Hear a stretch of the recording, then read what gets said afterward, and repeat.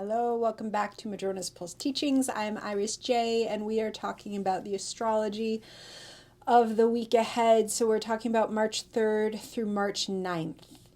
And this week brings us into not too much intense cosmic conversations going on. There's not too many heavy aspects, though we do have some. Really what this week is our entrance into eclipse season.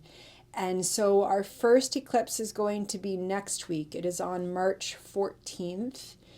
And that is going to be a total solar eclipse that's going to be happening just around 24 degrees of Virgo is where the moon will be.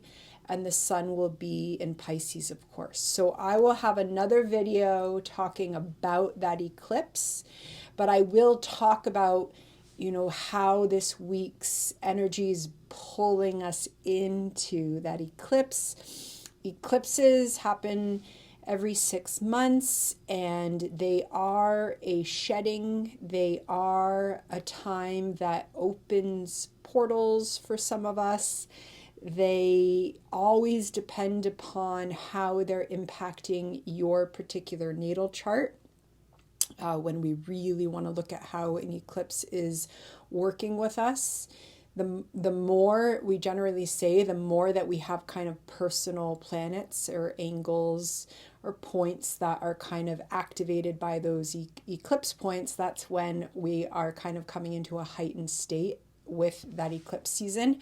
But they are times of change, okay? And so this week pulls us into that eclipse. Now, some things that are happening this week, right away on the 3rd, we have Mercury move into Aries. Okay, so Mercury finishes its journey in Pisces. It moves into Aries on the 3rd, beginning this week. That is a shift of energy.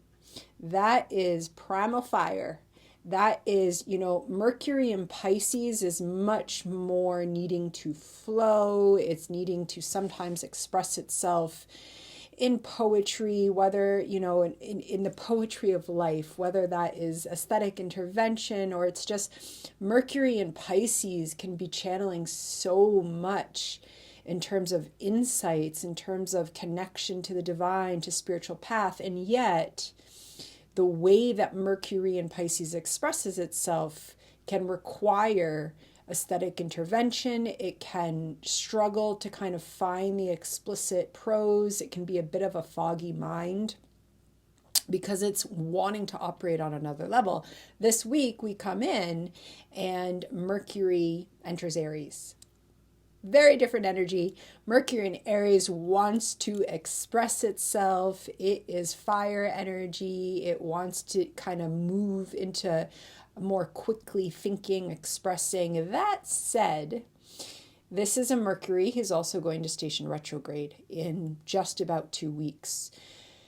So right after our eclipse on the 14th, Mercury stations retrograde at right around 10 degrees of Aries. So Mercury is entering that area. It is in its path that we kind of call the pre-shadow because Mercury is going to station retrograde and it's going to go back over all of this Aries.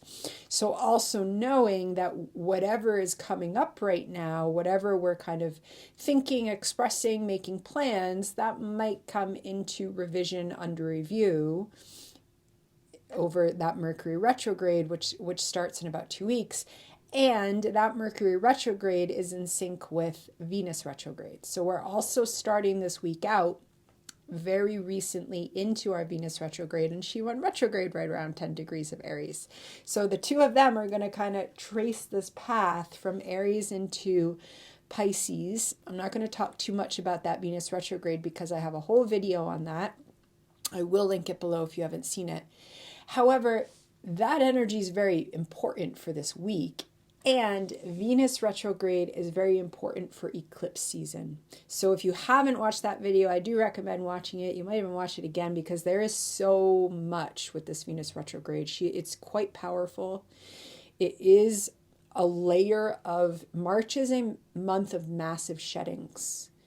sheddings that we might see them in the day-to-day of our life. They might also be entirely internal. Again, it always depends upon our own natal chart and how it's being impacted by the transits. But it's a month of sheddings. And, there is both Mercury and Venus are going to go over this path from about 10 degrees of Aries back towards about 24 degrees of Pisces, which is also the bookends of our eclipses. Okay, so there's a lot, and there is something about realigning our desire, realigning primal fires of love, and understanding that as well. It is quite powerful that Mercury retrograde is going to trace this same path with Venus, but it also brings a lot up for us to review. A lot up for understanding our own motivation, our own desires, and ultimately how that wants to realign itself with soul source in some type of way. And so that energy is potent. It's here. Venus is retrograde this week. Mercury switches into that fire sign of Aries. And Neptune switches not long after Mercury moves into Aries. Neptune moves into the final degree of Pisces. Final degree of the zodiac, 29th degree.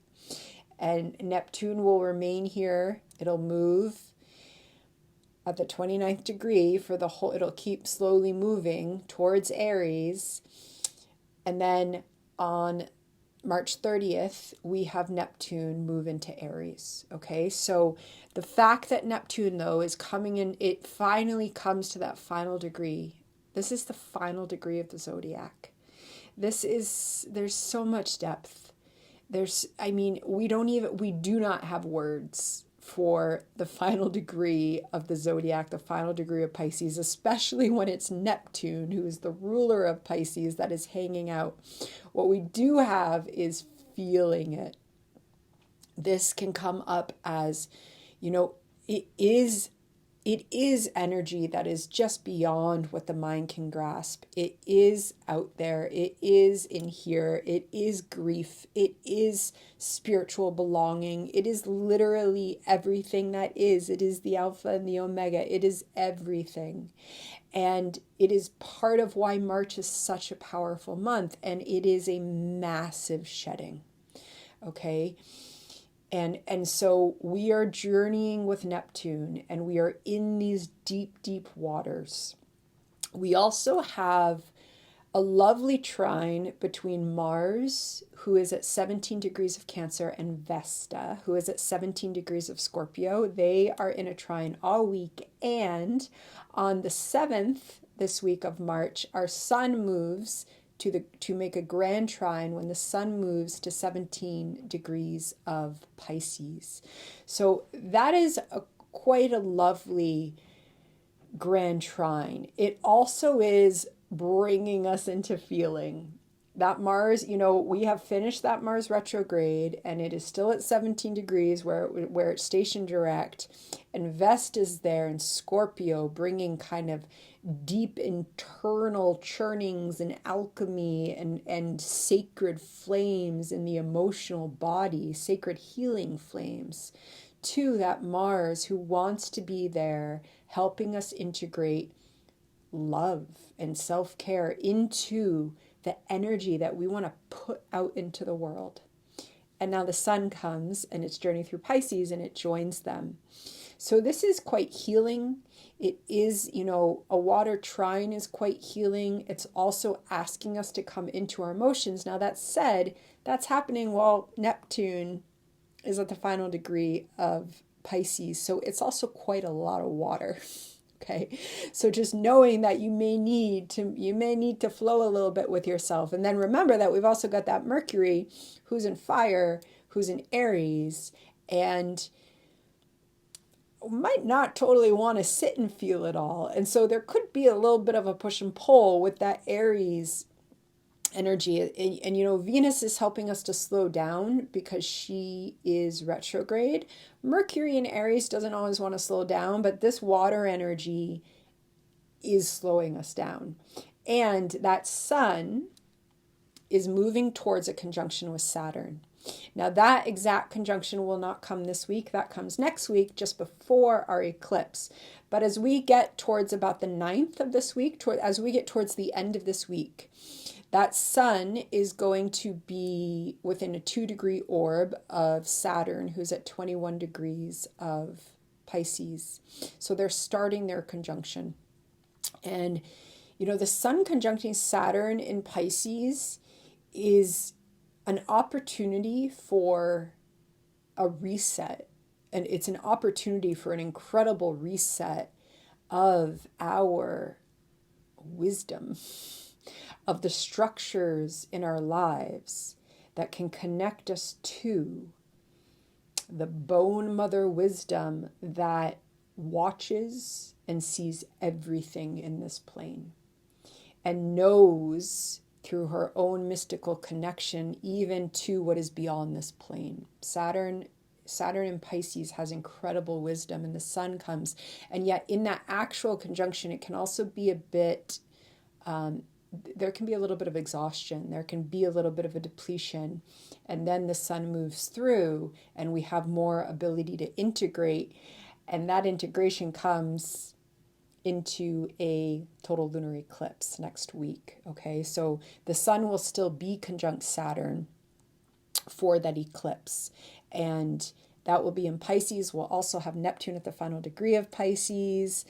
and that moon, of course, will be in Virgo when we get to that eclipse. So we are being pulled in to some of that, energy, and also paying attention as that sun conjunct Saturn. That may give us insight into the sheddings, into some of the sheddings and the release that we're having, because that sun is already very close and it's conjunct Saturn for the first eclipse. Okay, so paying attention to what's coming up around endings and beginnings, honoring them, especially honoring them. Every eclipse is a shedding. Every eclipse is an opportunity. Again, depends upon our chart, but it is an opportunity for timeline shifts. It is an opportunity for the soul to co-create and make choices in this life that are about our evolutionary path, if and when we are ready. And that's, again, when we use words like choice and ready, this is with an eclipse, with evolutionary astrology, we're talking about the soul. So when we use words like choice, it's not the same as when we think of choice in this very human mind-driven way of, I want to eat this for dinner, so I choose that for dinner. The soul includes our unconscious. It includes karma. It includes, especially right now, deep, deep emotions that if we follow those waters, they take us into the feelings and the rhythms and the liminality of soul. And so when we use that word kind of soul choice and opportunity, it's so much bigger than what the mind can grasp. And this is where intuition is so important. And this is what spirituality helps us to feel into. And astrology is a beautiful language for supporting this path of co-creating through our intuitive kind of guidance and wisdom. And eclipse season heightens that, especially when we have a ton of Neptune at the final degree of Pisces energy, and the fact that Neptune is preparing its first entry into Aries to begin a new cycle during eclipse season. This is portal energy. This is new realities birthing. And that is simultaneously all the feels. It can be excitement, it can be grief, it can be nervousness, it can bring up fear, it can bring up joy. And with all of this water energy, we really want to do our best just to witness, just to honor, just to flow. Okay. We also this week are going to have, in addition to the sun coming into that near conjunction with Saturn, we're going to have in Aries, we're going to have Mercury coming into its near conjunction with Venus retrograde. Okay, and that will be exact next week on the 11th at 8 degrees of Aries. But they're, again, towards the end of the week, around the 9th, they're going to start getting closer and closer. And remembering that, that Venus is retrograde and that Mercury is going to station retrograde, but it is direct and it is very slow. But so especially as we approach the end of the week, if we can slow down, which again, Mercury in Aries does not always want to do, but if we can slow down a bit and really come into the body and feel into what's here, we may be able to get some deep messages around that Venus retrograde journey for ourselves. And again, that's coming up when she's in Aries. That is about our desire. That is about how our desire feeds into self-love. That then feeds into how we go after what we want. But again, this whole Venus retrograde is really about coming into new understandings about what we want. And ideally, that they are directly motivated by soul and that they are shedding illusions of attachment to, especially kind of ideas of anything that feels attached to greed, or that societal conditioning has taught us we were supposed to want, or is driven by a place of insecurity. Aries can be driven after goals that come from a place of insecurity, and that insecurity usually comes from decades and decades and decades of different types of conditionings. And now we have a Venus retrograde working in sync with so many other layers that's helping us to recognize how some of our drives might not really be aligned with where we are at in our life now. And because it's Venus, that's also going to impact our relationships. But it's about us. It's about our drives and how we want to honor our values where they are now. But this is the journey that we are making to unlearn. So we don't need to go over analyzing anything because we have got weeks to unlearn this. And that Venus needs to go back into Pisces in order for us to really integrate and learn. And we need to have some eclipse portals. So we're just kind of rolling with it this month, folks. We can go through all the beautiful intellectual articulations of all of it, and then it comes down to we're rolling with it, okay? And rolling with it involves feeling into this watery energy, because there is some yin. There are some yin moments this week, especially with that grand water trine, and there's a lot of wisdom and a lot of belonging to be felt on our spiritual path when we can come into that. But we also have to surrender, and there is really no other word for Neptune at the final degree of Pisces than surrender. And this is surrendering to new realities. And again, it's happening during eclipse season, and it is part of soul path. So with that, I bid you farewell. And the next time I see you, I'll probably be chatting about eclipse portals a little bit more directly. And I'm sending lots of love. Be well.